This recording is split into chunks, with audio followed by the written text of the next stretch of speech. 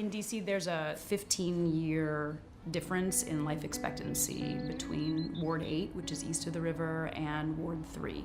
And the leading causes of death are diet-related chronic illnesses.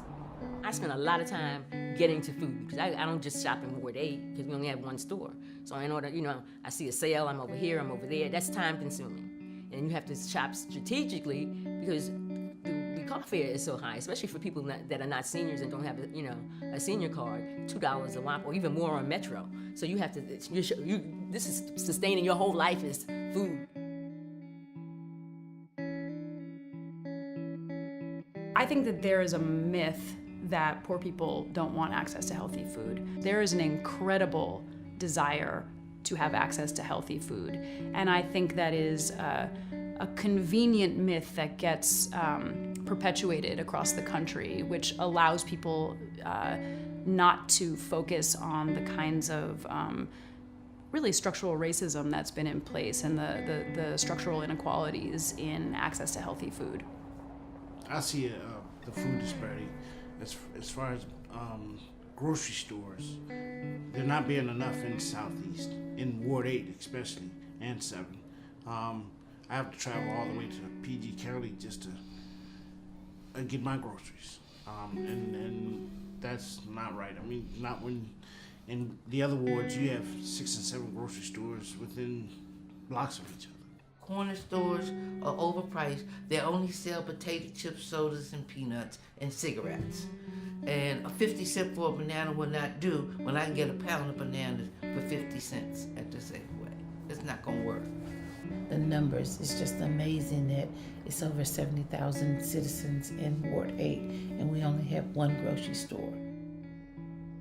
We run the city's Produce Plus program, which is a farmers market incentive program where anybody in the city who receives SNAP, WIC, TANF, is on Medicaid, really any federal benefit, can go to any of the 53 farmers markets in the city and they automatically get $10 to spend on fruits and vegetables, and that can do that twice a week.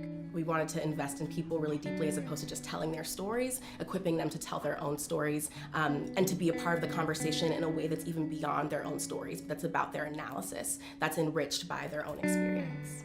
So the grocery walk was a really, really just a great attended effort because a lot of my neighbors, we share the same sentiment.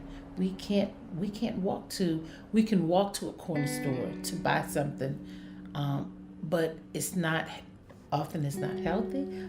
It's always overpriced, and we shouldn't have to live like this. Not in the city that we have. A city as wonderful as Washington. So our Market Champions program supports both farmers markets and supports the development of community ownership and community power here in DC. We hire 15 to 20 Produce Plus customers every summer, and each market champion is placed at a specific farmers market. And the idea is we hire folks who are from the neighborhood that farmers market is in, and they are shaping that farmers market. They're working directly with the market manager. It's hard to understate how much of a difference it's made in our organization that we have the Community Advocates program, because it forces us to think more deeply about who we're accountable to. I think if you asked us well before we got the AHA, the Voices for Healthy Kids funding, that we would have said, yes, it's really obviously important that the people that we serve are part of the decisions that we make. But we were doing that in the way that lots of folks do it, in the way of sort of doing a focus group here or there about a particular program, or talking to individuals here or there. But now inside of our organizational structure, we have a group of people who we've invested in, who've invested in us, who we've taken time with and built relationship with and done work with. And when we're thinking in the abstract about community, it's not abstract. It is these 12 people that we're working with regularly and that we've worked with over the course of the last year, and several who have been with us in other capacities for years before that. These community members don't need to be empowered. They have their power. What we feel our role is to build pathways, to build inroads, so that these community members' power can be seen, can be heard, and can be moving. I've learned so much about the food program and how it's processed, but basically we want to eat healthy and we want to eat it for a fair price. Anyone can be an advocate. we have to continue to work together collectively to bring about the change that we want. We have quite a few corner markets. We have quite a few liquor stores, convenience stores, but they're not really what we need. We need to be able to feed our families. We need to be able to buy the things that will help improve our lives.